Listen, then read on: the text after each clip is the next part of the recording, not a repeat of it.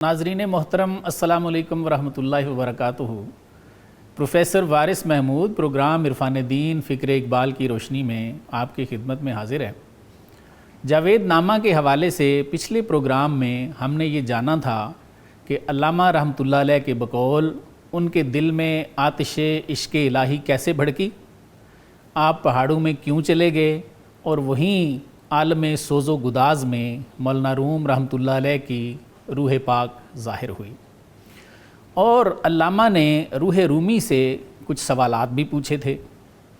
आज हम जानेंगे कि इसके बाद क्या हुआ। हस्ब साबिक मेरे साथ मौजूद हैं प्रोफेसर डॉक्टर अब्दुर्रहमान शाह साहब। सर खुश आमदेद। सर ये बताइए कि जब हज़रत मौलाना रूम रहमतुल्लाह अलैह की रूह पाक अल्लामा इकबाल रहमतुल्लाह अलैह पे पहाड़ों में ज़ाहिर हो गई, उसके बाद अल्लामा फरमाते हैं कि एक फ़रिश्ता उन्होंने देखा, तो सर उसकी शक्ल व सूरत किस तरह की थी? बड़ी उम्दगी के साथ पूरा नक्शा खींचा है हज़रत इकबाल ने उस फ़रिश्ते का अपने इस कलाम के अंदर। जी सर। और इस उन्वान के साथ चलते हैं कि ज़रवान के रूह ज़मान व मकां हस्त मुसाफिर रब सियाहत आलम अलवी मी बुरत। ठीक है कि ज़रवान जो ज़मान व मकां की रूह है, ठीक, वो मुसाफिर को यानी अल्लामा साहब को आलम बाला की सैर के लिए ले जाता है। ठीक। अज़ कलामश जान मन बेताब शुद्ध। हाँ, ये शायद पिछला जो मौलाना रूम का कलाम है उसकी तरफ रेफरेंस है इसका, कि रूमी के कलाम से मेरी जान बेताब हो गई सर। दर तनम हर ज़र्रा चू सीमाब शुद्ध। और मेरे जिस्म का हर ज़र्रा सीमाब की तरह यानी पारे की तरह तड़पने लगा। बिल्कुल, जैसे पारे में वो राशा होता है ना, उस तरह मेरा जिस्म तड़पने लगा। ठीक है। नागहां दीदम मियाने गर्ब व शर्क। तो कहते हैं जी अचानक मैंने मशरिक व मगरिब की तरफ देखा।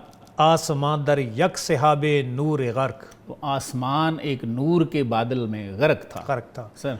जां सहाब फरिश्ता आमद फरूत। उस बादल से एक फरिश्ता नीचे उतरा। बादू तलत ईंचू आतश आंच चू दूध। ठीक है। उसके दो चेहरे थे, एक आग जैसा और एक धुएं जैसा। अब उस फरिश्ते की पूरी कैफियत जो आपका क्वेश्चन है वो बताया जा रहा है। जी जी। आंचू शब तारीख को ई रोशन शहाब, यानी ये दो चेहरे बता रहे हैं। तो फरमाते हैं कि एक जो है वो रोशन है शहाब साकिब की तरह, और दूसरा तारीक है। ठीक हो गया। चश्मे ई बेदार और चश्मे आ बखाब। एक ऐसे उसकी मिसाल कहते हैं कि समझें कि जिस तरह कोई बेदार आंख होती है और दूसरी ख्वाब के अंदर जैसे हो, लेकिन था एक ही। ठीक है। कैफियत दो है ये। सही है। उसके बाद बाल ऊरा रंग हाय सुर्ख व जर्द। उसके बाल जो हैं वो सुर्ख और जर्द हैं। सब्ज़ो सीमियों कबूदो सब्ज़ हैं, सिल्वरी हैं, नीले हैं और आसमानी हैं सर। चूँ ख्याल अंदर मिजाज ऊर में।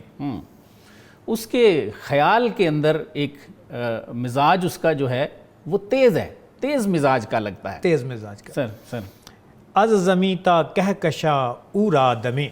ज़मीन से कहकशां तक एक दम में या एक लम्हे में तय करने वाला है। ठीक है। हर ज़मा ऊरा हवाए दीगरे। हर लहजा उसको कोई और ही जुनून है। पर कुशादन दर फ़िज़ाए दीगरे। और किसी और फ़ज़ा में हर लम्हा वो अपने पर खोलता है या पर फैलाता है। ये था आपका सवाल प्रोफेसर सर। और उसका जवाब कि पूरा नक्शा, उसकी कैफियत, उसका रंग और उसकी ताकत का क्या मामलात थे। सही है। कि जब पर खोलता था तो एक फ़ज़ा से दूसरी में जस्त लगा के कैसे जाता था। बिल्कुल सही। इन सारी कैफियत को ज़रवान, जिसे कि रूह ज़मान व मकां करार दिया गया है, उसकी तमाम कैफियत फरिश्ता भी फरमाया उसको। बिल्कुल, फरिश्ता भी। तो सर ये बताएं, ये तो अल्लामा अपनी मेराज के सिलसिले में बता रहे हैं कि ऐसे मैंने एक फ़रिश्ता देखा जिसके दो चेहरे थे, और फिर उसकी जुल्फ़ों का रंग बता रहे हैं, उसके चेहरे का आग और धुएं के साथ उसकी मिसाल दे रहे हैं। तो ये बताएं कि कुरान और हदीस में ऐसा हम समझ सकते हैं कहीं ज़िक्र है कि इंसानों पर फ़रिश्ते नबियों के अलावा भी उतरते हैं?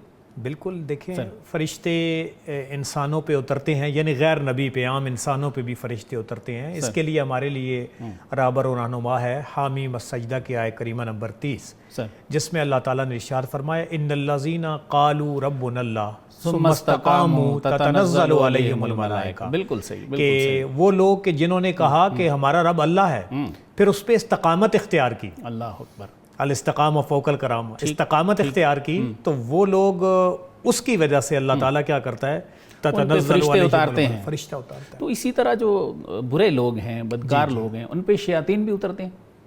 میرے خیال میں یہ بھی قرآن کریم سے ہی جواب لیتے ہیں۔ سورہ شعراء کی آیت کریمہ نمبر 221 ہے، جس میں ارشاد فرمایا گیا حل انبئکم الا تنزل الشیاطین تنزل علی کل افاق نسیم۔ بالکل صحیح۔ اس سے ہمیں یہ پتہ چلا کہ جو شیاطین ہیں وہ بھی اترتے ہیں۔ دیکھیں پورا ایک نیٹ ورک ہے نا، بالکل ٹھیک، ایک طرف قندیل رحمانی ہے اور دوسری طرف نیٹ ورک شیطانی ہے، بالکل صحیح، اور دونوں کی طاقت کا اپنا اپنا ماخذ ہے۔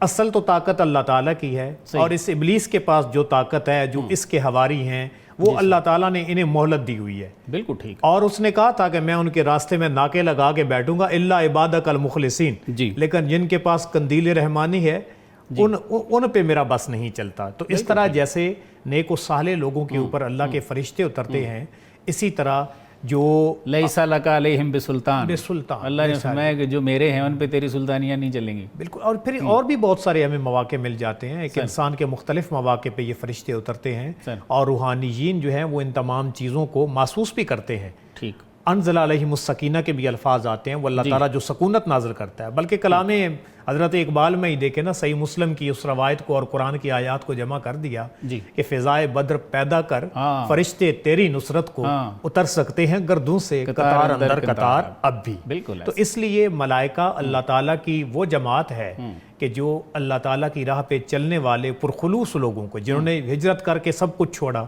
پھر انصار نے کس طرح اپنے عزائم کا اظہار کیا اور رسول رحمت انہیں لے کر گئے، اور اس ایمان کا جب انہوں نے اظہار کیا تو آقا کریم نے انگلیاں رکھ رکھ کے بتایا تھا صحیح مسلم میں، ھذا مصرع فلاں، یہاں پہ فلاں کافر مرے گا، فلاں مرے گا۔ اور جب آپ دعا کر رہے تھے نا، وہ بڑی کیفیت ہے ایک کہ اللہم انجز ما وعدتنی، آج وہ وعدے پورے کر دے جو تو نے کیے تھے، آتے ما وعدتنی۔ تو کیا ہوا، حتی سقط رداہ من قدح، رسول کریم کے کندھوں سے چادر نیچے جاتی ہے، صدیق اکبر اوپر کرتے ہیں مقام عریش پہ، اتنے میں کہتے ہیں اللہ آپ کو تنہا نہیں چھوڑے گا۔ آیہ کریمہ نازل ہو جاتی ہے کہ اللہ تعالیٰ مردفین کے جو الفاظ ہیں کہ جوک در جوک فرشتوں کو آپ کے اوپر نازل کر رہا ہے، اور صحابہ کرام کہتے ہیں ہم ارادہ کرتے تھے وہ فرشتے اگلے کا سر پہلے اتار کے دور کر دیتے تھے۔ سبحان اللہ۔ اس طرح ہمیں بعد کی تاریخ کے اندر بھی مل جاتا ہے، اولیاء صالحین کے اندر، کہ کس طرح تائید کے طور پہ اللہ تعالیٰ نے فرشتوں کو نازل کیا۔ بالکل صحیح، بالکل صحیح۔ سر پھر علامہ صاحب کی اس سے کچھ گفتگو ہے زروان سے یا اس فرشتے سے، تو اس کے بارے میں کچھ بتائیں کہ اس فرشتے نے کیا کلام کیا ہے؟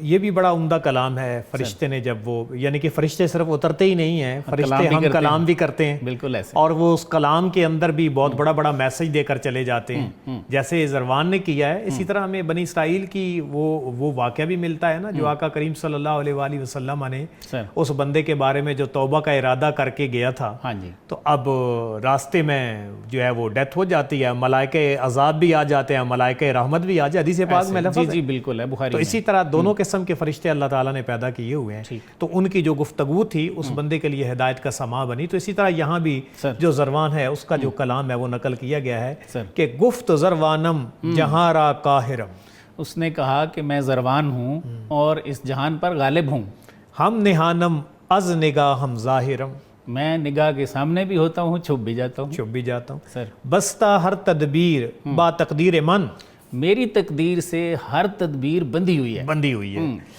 ناطق کو سامت ہما نخچیر من، واہ، بولنے والے اور گونگے سارے ہی میرے شکار ہیں، گنچا اندر شاخ می بالد زمن، کہتے ہیں فرشتہ کہتا ہے کہ جو پھول ہے اس کے اندر جو نشو و نما ہوتی ہے وہ بھی میری وجہ سے ہی ہوتی ہے، مرغک اندر آشیاں نالت زمن، اور پرندہ اگر آشیان میں آہ و فغاں کرتا ہے، روتا ہے، نالا کرتا ہے، تو وہ بھی میری وجہ سے کرتا ہے۔ پروفیسر یہ تو بڑا وسیع دائرہ کار ہے، پھر فرشتوں کے جو آگے ایکٹیویٹیز ہیں ان تمام چیزوں کے اندر کہ نباتات کی بات بھی آ رہی ہے، چرندوں پرند کی بھی بات آ رہی ہے، ڈیوٹیاں متعین ہیں۔ جی سر۔ اس کے بعد دانا از پرواز من گردد نہال، ماتے دانا جو ہے وہ بھی میری وجہ سے پودا بنتا ہے، ہر فراق از فیض من گردد وصال، اللہ اللہ۔ تو پھر فرشتہ کہتا ہے، زروان جس نے اپنا نام بتایا ہے، کہ ہر فراق جو ہے اس کو وصال میں بھی میں ہی بدلتا ہوں۔ بتاؤ، ہم عتاب ہم خطا بے آوردم، بے آورم، جی خطاب بھی کرتا ہوں اور غصہ بھی میری وجہ طرف سے ہی ہوتا ہے. جی تشنا سازم تا شراب آوردم، اور کہتے ہیں میں پہلے پیاسا رکھتا ہوں تاکہ پھر شراب دوں. شراب. اچھا من حیاتم من مماتم من نشور، اللہ اللہ. تو فرشتہ کہہ رہے جی موت بھی میں ہی ہوں، زندگی بھی میں ہی ہوں، قیامت بھی میں ہی ہوں. من حساب و دوزخ و فردوس و حور. واہ واہ. فردوس، حور، بہشت، دوزخ، یہ تو سبھی کہہ رہے ہیں میں ہی ہوں سارا کچھ. اب آپ دیکھیں کہ جب بچہ ایک لیول پہ پہنچتا ہے رحم مادر میں جی تو اللہ فرشتے کو بھیجتا ہے کہ روح پھونکو. بالکل صحیح. من حیاتم ہوں من مماتم ملک الموت. بالکل ٹھیک ہے. اس کے بعد من نشور سورہ اسرافیل جب پھونکا جائے گا تو وہ بھی فرشتہ ہے. صحیح. من حساب و دوزخ و فردوس و حور، تو وہاں پہ بھی جتنا اللہ تعالیٰ نے عذاب دینے کے لیے بھی ثواب دینے کے لیے ملائکہ اپنے مقرر کیے ہوئے ہیں تمام چیزوں کے لیے. صحیح. اس کے بعد آدم و فرشتہ در بندے منست، آدم اور فرشتے سارے میرے بند میں ہیں. عالم شش روزہ فرزند مانس، اور یہ جو چند روزہ عالم ہے یہ میرے بچوں کی طرح ہے. ہر گلے کز شاخ می چینی منم، ہر وہ پھول جو تو شاخ سے توڑتا ہے وہ کہتا ہے جی وہ بھی میں ہی ہوں. ہر چیزیں کہ می بینی منم، ہر چیز جو تجھے نظر آتی ہے اس کی ماں میں ہی ہوں، مجھ سے ہے. در تلسم من اسیر است این جہاں. دوبارہ بتائیے سر. در تلسم من، ہاں در تلسم من، میرے تلسم جادو من. میں سر. اسیر استی جہاں، یہ سارا جہان میرے تلسم کا اسیر ہے سر. از دمم ہر لحظہ پیر است این جہاں. اللہ اللہ. کہتے ہیں میرے دم سے یہ جو جہان ہے ہر لمحہ بوڑھا ہو رہا ہے. بوڑھا ہو رہا ہے. لیم اللہ ہر کرا در دل نشست، جس کے دل میں لیم اللہ ہے وقت لا یسانی فی ملک مقرب ولا نبی مرسل. تو کہتے ہیں جی یہ حدیث جس کے دل میں آ گئی، آ جوان مردے تلسم من شکست، صرف وہ میرا تلسم یا میرا جادو توڑ سکتا ہے، باقی سب پہ میں قاہر ہوں، غالب ہوں. کیونکہ یہ اس کی تحدیات ہیں، کانسٹرینٹس ہیں کہ یہاں پہ وہ نہیں جا سکتا. لیم اللہ وقت، صحیح. جس میں رسول کریم نے فرمایا میرا وہ وقت ہے اللہ کے ساتھ خاص. لا یسونی فیہ ملک مقرب ولا نبی مرسل، نہ مقرب فرشتہ آ سکتا ہے نہ مرسل نبی آ سکتا ہے. اور یہ میرے خیال میں رسول کریم کا ہی خاصہ ہے قرب خداوندی کے ساتھ. ثم دنا فتدلی سے فکان قاب قوسین او ادنی. تو وہ کہہ رہا ہے وہاں میں نہیں جا سکتا. گر تو خواہی من نباشم درمیان، واہ. اگر تم چاہتے ہو کہ میں درمیان میں نہ رہوں، لیم اللہ باز خاں از عین جہاں، تو پھر اپنی جان سے لیم اللہ تو بھی پڑھ لے. تو بھی پڑھ لے سر. تو اس سے ہمیں یہ پتہ چلتا ہے اگر ہم دیکھیں تو فرشتے نے کس انداز کے اندر. سر مجھے ایک اور بات ذہن میں آ رہی ہے کہ علامہ جو اس میں فرمانا چاہ رہے ہیں کہ جیسے آپ فرما رہے ہیں کہ فرشتے کی زبان سے کہ اس نے کہا کہ اگر تو بھی لیم اللہ اپنی جان سے پڑھ لے، ٹھیک ہے، تو میں درمیان میں نہیں رہوں گا. تو جو حضور صلی اللہ علیہ وآلہ وسلم کا علم ہے، ظاہر ہے ایک ظاہری ہے جس کو ہم سب پڑھتے ہیں، قرآن کو، حدیث کو، تو ایک ان کا باطنی علم بھی ہے. تو کیا اس سے یہ نہیں سمجھ آتی کہ علامہ یہ فرمانا چاہ رہے ہیں کہ جو حضور کا باطنی علم ہے تم اس کے بھی وارث ہو سکتے ہو؟ ڈاکٹر صاحب یہ بتائیں کہ جب علامہ سے فرشتے نے گفتگو کی تو علامہ کی اپنی حالت کیا ہو گئی تھی سر؟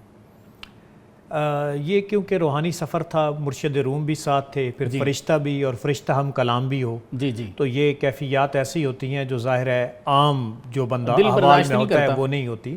لیکن یہ نگاہ مرشد روم کا کمال ہی تھا کہ آپ اپنے آپ کو لے کر چل بھی رہے تھے اور ساتھ ساتھ ہمارے لیے یہ قندیلیں راستے میں روشن کر رہے تھے.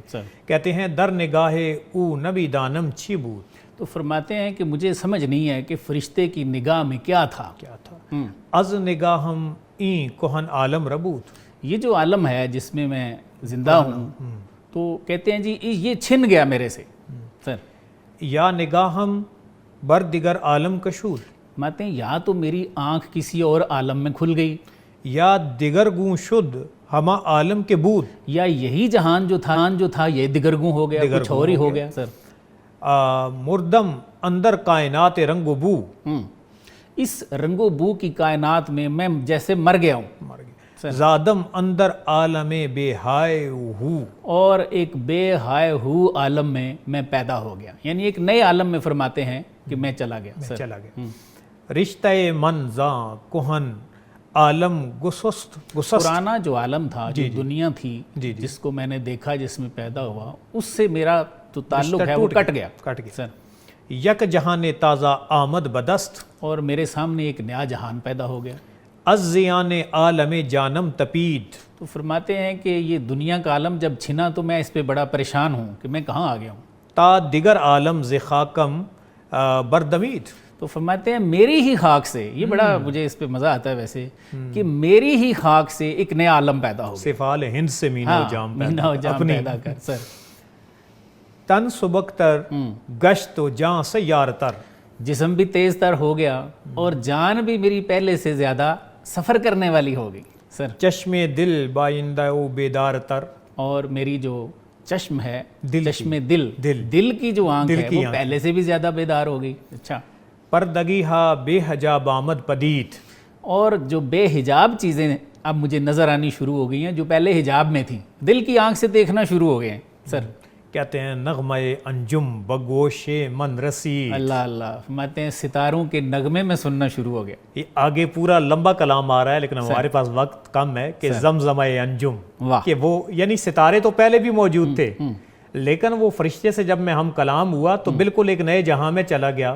اور جسم کی کیفیات بتاتے ہیں، ہم کہتے ہیں یا تو میں نئی جہاں میں گیا یا یہی جہاں بدل گیا. اور اس کے بعد پھر کہتے ہیں کہ جب آگے چیزیں بڑھتی گئیں تو میرے اوپر بہت ساری چیزوں کی حقیقت واہ ہوئی، اور میرے یہ کان نہیں کام کر رہے تھے، پھر دل کے کان تھے، یہ آنکھیں نہیں تھیں، دل کی آنکھیں تھیں. ستارے تو پہلے بھی تھے لیکن اب یہ جو آخری بات ہے نغمہ انجم بگوش من رسید، کہ جو اب ستاروں کے آپس میں زمزمے ہیں، نغمے ہیں، اب وہ بھی میرے کانوں تک پہنچنا شروع ہو گئے.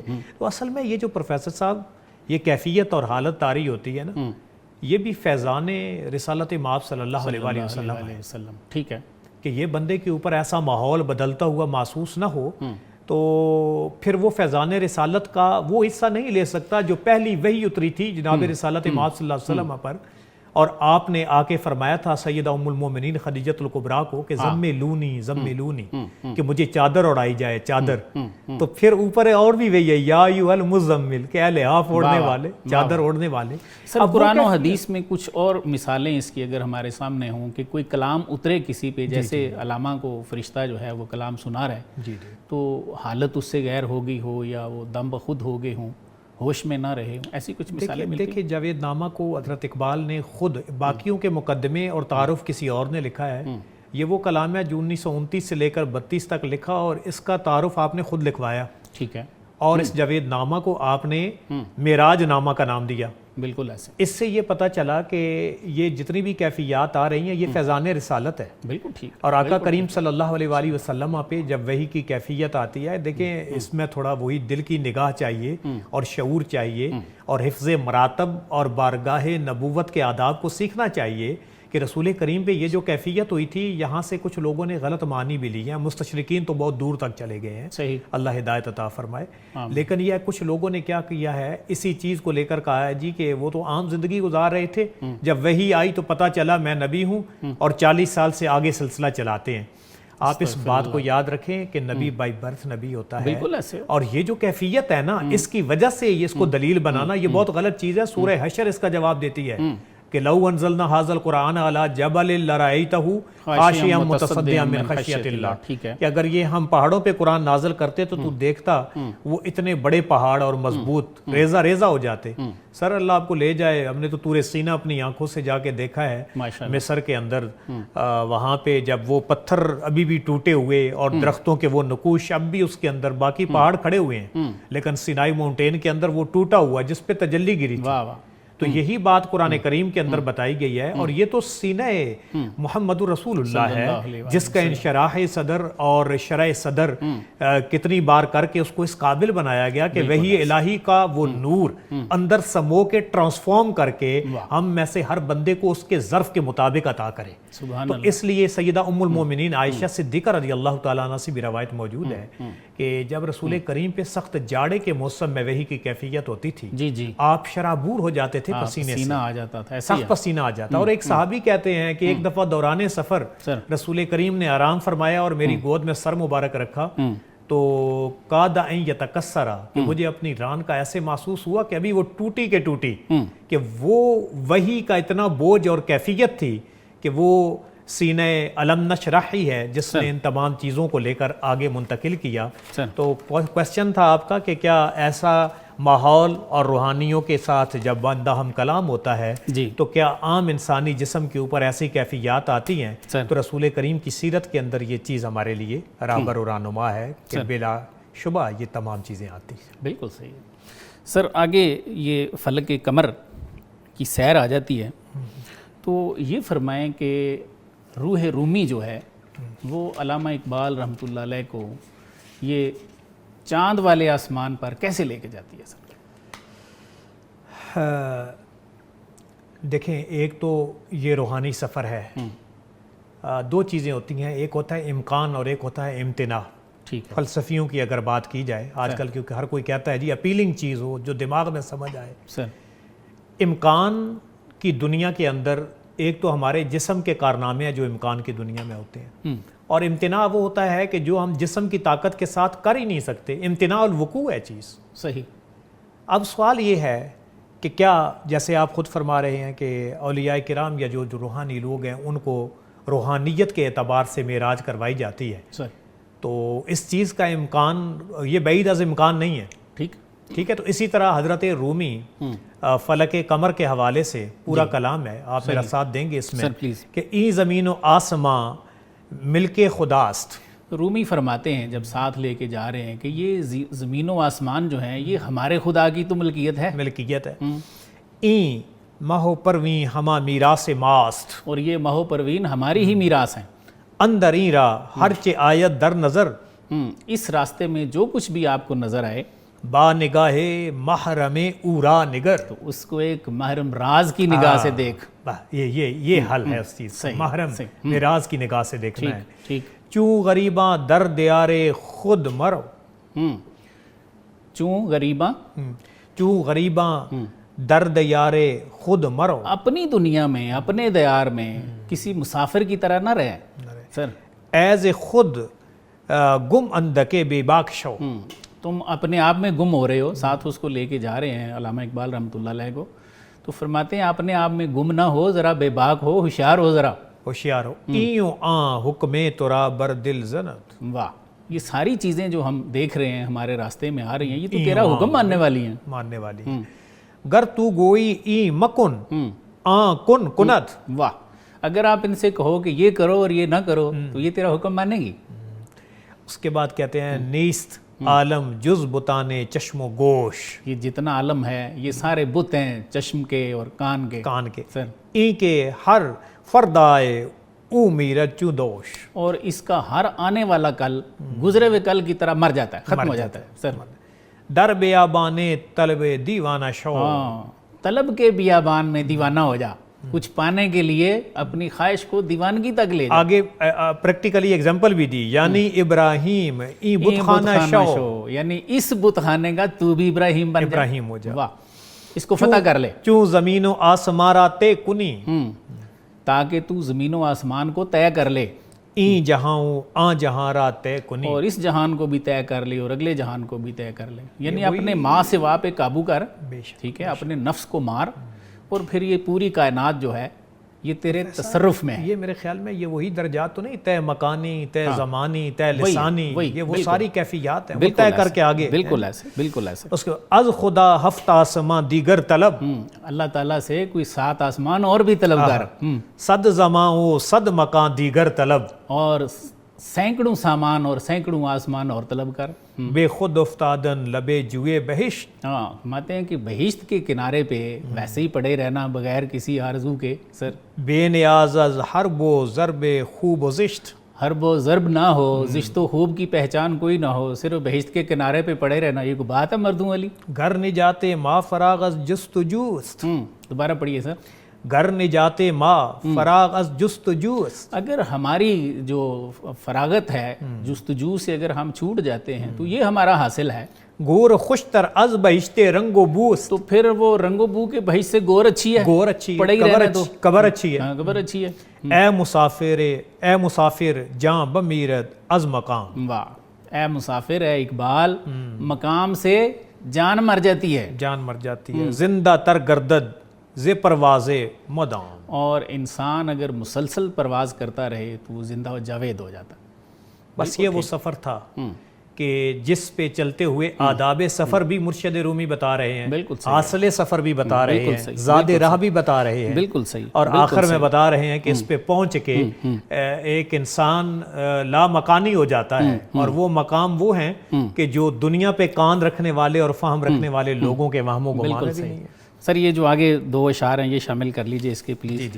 گفت رومی از گماہ پاک شو، بالکل، گفت رومی از گماہ پاک شو، رومی نے فرمایا اقبال کو کہ اقبال یہ جو خیالات تجھے آ رہے ہیں نا ان سے پاک ہو جا، ذرا ان سے پاک ہو جا، خوگرے رسم و راہ افلاک شو، افلاک کے رہ و رسم سے آگاہ ہو، ہم اوپر جا رہے ہیں، ما ازما دورو با ما آشنا است، ہم چاند سے تو دور ہیں لیکن چاند ہم سے آشنا ہے، این خستی منزل اندر راہ ماست، اور ہمارے اس راستے میں چاند ہماری پہلی منزل ہے، پہلی منزل ہے، پرے ہے چرخ نیلی فام سے منزل مسلمان کی، یہ وہی بات ہے، ستارے جس کی گرد راہ ہوں وہ آسمان تو ہے، بالکل۔ واہ، اچھا، دیرو زود روزگارش دیدنی است، ہاں، دیر سے پہنچو یا جلدی پہنچ جو، اس کے روزگار فلک پہ پہنچنے کی جو چیزیں ہیں یہ دیکھنے والی ہیں، غار ہائے کوہ سارش دیدنی است، اور چاند پہ جو غاریں ہیں رومی فرماتے ہیں کہ اقبال وہ دیکھنے والی ہیں، واہ، چاند پہ پہنچ جاتے ہیں، چاند پہ پہنچ جاتے ہیں۔ تو بس یہ وہ سفر تھا،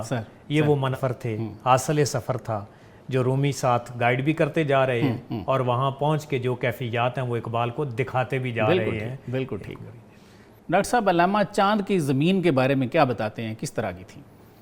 چلے اب حضرت رومی لے کر چاند تک پہنچ گئے ہیں حضرت علامہ اقبال کو، اب وہاں کی جو کیفیت ہے اس کو ایکسپلور کرتے ہیں۔ جی، کہتے ہیں آن سکوت آن کو سارے ہولناک، وہاں خاموشی ہے اور ہولناکی ہے سر، اندروں پرسوز و بیرون چاک چاک، اس کا اندر پرسوز ہے، باہر سے چاند کی زمین جو ہے وہ چاک چاک ہے، صد جبل از حافتین و یلدرم، وہاں پہ بہت سارے پہاڑ ہیں، حافتین اور یلدرم ان کے نام بتاتے ہیں حضرت، بردہانش دود و نار اندر شکم، ان کے اوپر دھواں ہے اندر آگ ہے، آتش فشاں پہاڑ ہے سر، از درونش سبزائی سر بر نزد، ان کے اندر سے کہیں بھی سبزے نے باہر سر نہیں نکالا، طائرے اندر فضائش پر نزد، کوئی پرندہ جو ہے کہتے ہیں وہ بھی وہاں نہیں دیکھا، اب رہا بے نم ہوا ہا تند و تیز، ہوا تند و تیز ہے اور ابر جو ہیں ان میں کوئی نمی نہیں ہے وہاں، با زمین مردہ اندر ستیز،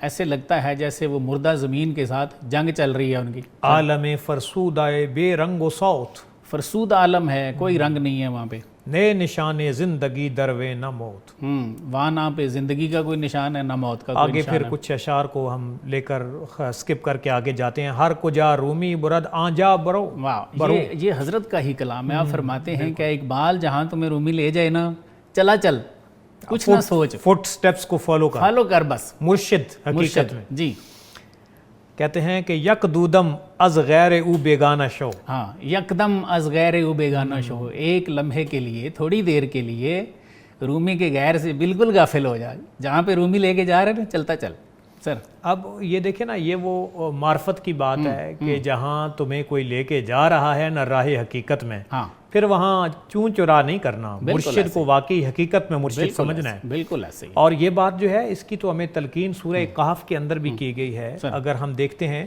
تو وہاں پہ سورہ کہف میں 2-3 مرتبہ یہ آیت آئی ہے، 75 نمبر آیت کے ہم لیتے ہیں کہ جب حضرت خضر حضرت موسیٰ کو کہتے ہیں الم اقل لک انک لن تستطیع معی صبرا، بالکل بالکل ایسے، کہ کیا جب بھی وہ 3 واقعات جو ہیں نا، دیوار یتیم، کشتی مسکین والی بات جو ہے، تو انہوں نے یہی کہا تھا کہ میں نے نہیں کہا تھا اے موسیٰ تمہیں کہ تو میرے ساتھ صبر نہیں کر سکے گا، ایسے ہی، پھر آخر میں جب وہ دیوار یتیم والی بات آئی نا تو پھر سب کی حکمت بتا کے آپ نے کہا کہ ہاذا فراق ہو بینی و بین، یہ کہ میرے اور تمہارے درمیان فراق کا راستہ ہے۔ تو اس لیے جب ایک راہ پہ چلتے ہیں تو یہ صبر بہت بڑی چیز ہے، اور اس راہ کے اندر اسپیشلی آداب میں یہ چیز ہے، تو یہی بات یہاں بھی بتایا مجھے حافظ کا کلام یاد آ رہا ہے، جی جی، کہ میں سجادہ رنگی کن اگر پیرے مغاں گوید، کہ سالک بے خبر نہ بود ذرا ہو رسم منزل ہا۔ اب لفظی ترجمہ تو تھوڑا عجیب لوگوں کو لگتا ہے کہ جی اگر آپ کو سالک کہے کہ مسئلے پہ بھی شراب پی تو آپ نے پی لینی ہے، اس لیے کہ راہ و رسم کو وہ جانتا ہے. اس سے مراد یہ نہیں ہے کہ وہ کہتے ہیں کہ وہاں پہ شراب پی، اس سے مراد صرف یہی ہے کہ جو تمہیں ہاں جو شیخ کہتا ہے اتباع کی بات، اس کو مان، اس کی اتباع کر. ورنہ وہ دوسرا ان کے کیسا شیخ ہے جو کہتا ہے کہ شراب پی بیٹھ گئے. شراب کی بات جو ہوتی ہے وہ شراب طہور اور معرفت کی بات ہوتی ہے، لوگوں کے تقریب الفہم کے لیے. اچھا آخر میں یہ دست من آہستہ سوئے خود کشید. ہاں، رومی نے اپنا ہاتھ کہتے ہیں جی آہستہ سے اپنی طرف کھینچا سر، تند رفتو برسر غارے رسی، اور ہم بڑی جلدی ایک چاند کی غار پہ پہنچ گئے. بس یہاں تک آپ پہنچنے کی بات کہہ رہے تھے. سر ایک اگلا سوال ہے اس پہ، شاید یہ ہمارا آخری سوال ہوگا کہ اس غار کے اندر علامہ نے کیا دیکھا؟ کون تھا وہاں پہ؟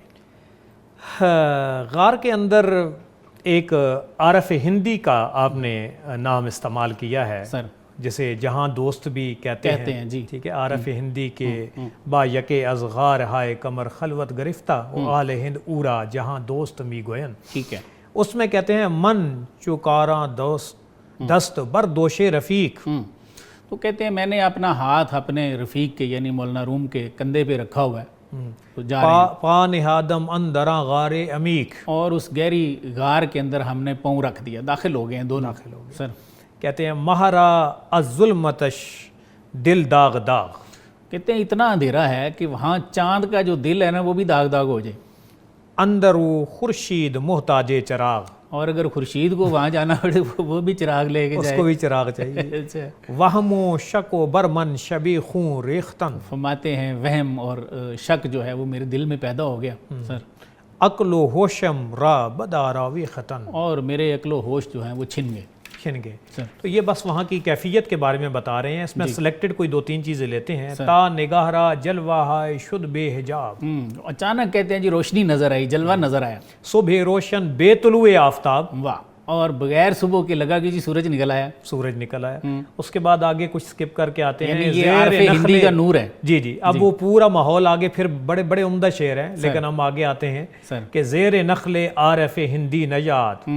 ایک درخت کے نیچے عارف ہندی بیٹھے ہوئے ہیں. دیدہا السرما اش روشن سواد، واہ. سرما ڈالا ہوا انہوں نے، آنکھیں روشن ہیں ان کی. موے برسر بستہ اوریاں بدن ان کا اوریاں ہیں، بال انہوں نے سر پہ باندھے ہوئے ہیں. جی گرد او مارے سفید حلقہ زن. اچھا ایک سفید سانپ بھی ہے، وہ کہتے ہیں جو اس نے حلقہ بنایا ہوا ہے ان کے ارد گرد. سر آدم از آب و گل بالا ترے، کیسے آدمی ہیں آب و گل سے بالا تر ہیں.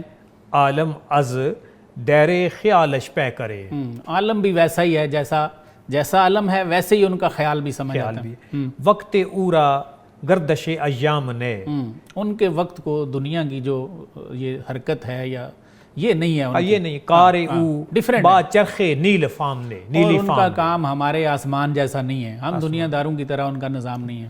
گفت بارومی کہ ہمراہ تو کیس. واہ. انہوں نے رومی سے پوچھا کہ تیرے ساتھ کون ہے. اقبال کے در نگاہش آرزوئے زندگی، میں نے اس کی آنکھ میں زندگی کی آرزو دیکھی ہے. سر ایک سوال ہے چھوٹا. جی یہ بتائیے یہ جو اللہ والے ہیں تو ان کو کسی کا پتہ چل جاتا ہے کہ یہ کیا سوچ رہے ہیں؟ جیسے انہوں نے فرمایا کہ جی اس کے آنکھ میں نے زندگی کی آرزو دیکھی ہے.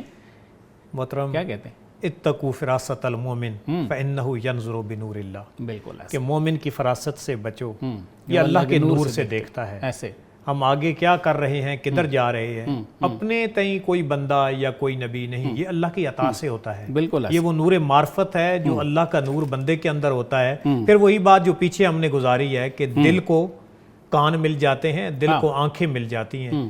ظاہری اس آنکھ کی تو اتنی پرواز نہیں ہے، بلکہ یہ وہ بلکہ حضرت اقبال نے جو کہا ہے نا کہ یہ جو بندہ مومن ہے نا، اس کو اللہ تعالیٰ جب کیفیات دیتا ہے تو اس کی کیفیت کیا ہوتی ہے کہ اس کے ہاتھ، اور ہاتھ ہے اللہ کا، بندہ مومن کا ہاتھ، غالب و کار آفرین کار کشا و کار ساز. علامہ کے استاد نے بھی تو ایسے ہی فرمایا. آپ فرماتے ہیں کہ بندگان خاص علام الغیوب، فرماتے ہیں جو اللہ کے خاص بندے ہیں ان کو غیب سے اللہ تعالیٰ الہام عطا فرماتے ہیں. بے شک. بندگان خاص علام الغیوب در جہان جان جواسیس القلوب. فرماتے ہیں جان کے جہان میں یہ دلوں کے جاسوس ہوتے ہیں. بالکل. تو یہ ان کی عادت ہے, یہ ان کی عادت ہے, یعنی کہ اس میں کوئی انہیں تکلف کی بھی ضرورت نہیں ہوتی, احوال ان کے سامنے جو کچھ وہ بتاتے ہیں انہیں اللہ تعالیٰ الہام کرتے ہیں. بالکل ٹھیک. جی ناظرین, آپ نے ہمارا آج کا پروگرام دیکھا. علامہ رحمۃ اللہ علیہ کی روحانی معراج کے سلسلے میں آج ہم نے یہ جانا کہ پہاڑوں میں علامہ کے سامنے روح مولانا روم کے حاضر ہونے کے بعد آپ نے ایک فرشتہ دیکھا جس کا نام علامہ نے زروان لکھا ہے. یہ فرشتہ اقبال کی روح کو مولانا روم رحمۃ اللہ علیہ کی ہمراہی میں آسمانوں کی سیر کراتا ہے. اس سلسلے میں علامہ نے زروان کی گفتگو, چاند اور اس کی سرزمین اور اس کے غار میں موجود ایک شخص عارف ہندی کے بارے میں جو کچھ لکھا ہے وہ بھی آپ نے جانا. عارف ہندی سے روح رومی اور اقبال کی کیا گفتگو ہوئی یہ ہم جانیں گے انشاءاللہ اگلے پروگرام میں. شاہ صاحب, آپ کی تشریف آوری کا بہت بہت شکریہ. ناظرین, اپنے میزبان کو اجازت دیجیے. اللہ حافظ.